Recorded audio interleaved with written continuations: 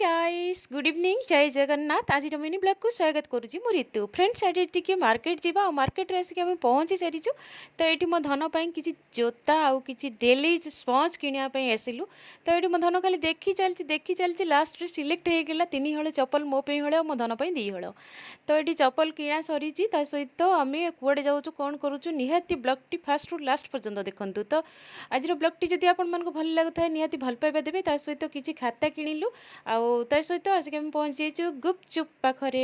माने कस्तूरी दुकान फ्रंट रे जो गुपचुप से आम गुपचुप खाऊँ आ मो धन वीडियो करुँची मत टी झील खुआई देती सहित गुपचुप खाई सारिक आम घर को आसुचु घर को आसवा बाटर ये देखूँ होटेल होटेल रु कि आम खाइबा जिनस पार्सल नहीं आसीचु सहित रोल आउ